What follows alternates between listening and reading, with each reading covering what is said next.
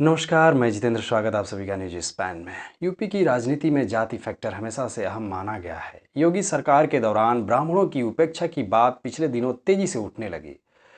ऐसे में इस बड़े वोट बैंक को जुटाने में सारे अस्तित्व में आई देवरिया सदर सीट पर अब तक हुए 14 उपचुनावों में, जिसमें 6 बार पिछड़े वर्ग के उम्मीदवार चुनाव जीते हैं। इसके अलावा ब्राह्मण, भूमियार, मुस्लिम और ठाकुर और कायस्थ, ये सभी ने एक एक बार चुनाव जीता है।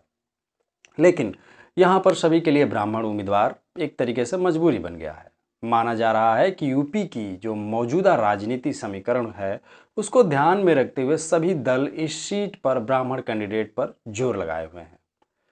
आपको बता दें कि उत्तर प्रदेश में उपचुनाव हो रहा है और ये 7 सीटों पर उपचुनाव होने जा रहा है। इसमें जो है तमाम सीटें हैं, जिसमें कि देवरिया सदर के रहने वाले तमाम लोग बताते हैं कि यहाँ पर जो ब्राह्मणों की संख्या है वो लगभग 20 से 25% के बीच है, जो कि एक बड़ा वोट बैंक है यहाँ पर। इसी फैक्टर को ध्यान में रखते हुए सबसे पहले कांग्रेस ने भास्कर मणि का टिकट तय किया। इसके बाद बसपा ने अभय त्रिपाठी को उम्मीदवार बनाया। इसके बाद फिर समाजवादी पार्टी इस सीट पर पूर्व कैबिनेट मंत्री ब्रह्माशंकर त्रिपाठी को टिकट दे दिया, जो कि काफ़ी हैवी कैंडिडेट माने जा रहे हैं। जब तीनों दलों ने ब्राह्मण कैंडिडेट की घोषणा कर दी तो बीजेपी भी ब्राह्मण कैंडिडेट जो है उसको भी उतारना पड़ा, क्योंकि वो अब मजबूर हो चुकी थी।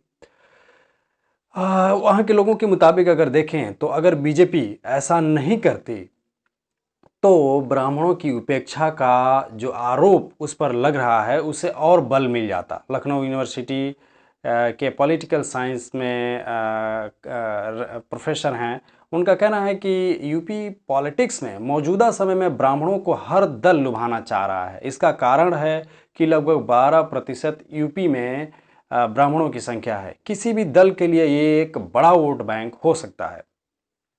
वही ब्राह्मण बनाम ठाकुर नैरेटिव को ध्यान में रखते हुए भी सभी दल, खास तौर से विपक्षी पार्टियां ब्राह्मणों पर दांव लगा रही हैं।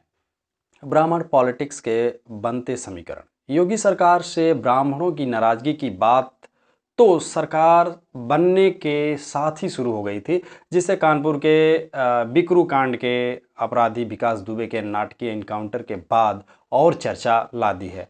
तमाम ब्राह्मण संगठनों से इस पर सवाल उठाए, संगठनों ने सवाल उठाए और अखिल भारतीय ब्राह्मण महासभा की ओर से कहा गया कि उत्तर प्रदेश में बीते 2 सालों में लगभग 500 से अधिक ब्राह्मणों की हत्याएं हुई हैं।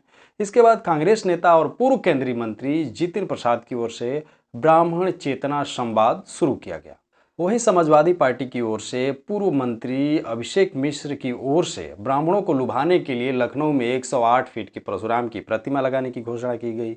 इस घोषणा के बाद बसपा सुप्रीमो मायावती ने भी प्रेस कॉन्फ्रेंस करके कहा कि वो 2022 में अगर सत्ता में आती हैं तो परशुराम के नाम से हॉस्पिटल, स्कूल, कॉलेज जो है खुलवाएंगी और अखिलेश सरकार जो प्रतिमा बनाने के लिए कह रही है उससे भी बड़ी प्रतिमा वो बनाएंगी या लगाएंगे। इसके बाद से सभी दलों में ब्राह्मणों को लुभाने की होड़ बिल्कुल मच गई है।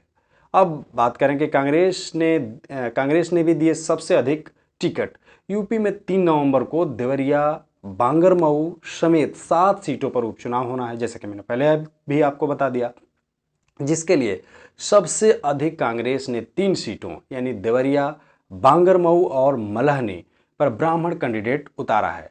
वहीं बसपा ने 2 और सपा व बीजेपी ने एक सीट पर ब्राह्मण कैंडिडेट पर दांव लगाया है। जितिन प्रसाद ने कहा कि सभी दल अब ब्राह्मणों की हित की बात करने लगे हैं। ये देखकर अच्छा लगा, क्योंकि पिछले 3 सालों से यूपी में लगातार ब्राह्मणों की उपेक्षा की जा रही है।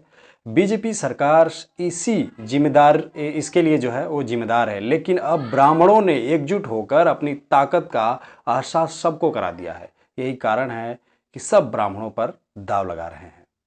देखते रहिए न्यूज स्पैन को। बहुत बहुत शुक्रिया। अब तक चैनल को लाइक, शेयर, सब्सक्राइब नहीं किया है, थैंक यू।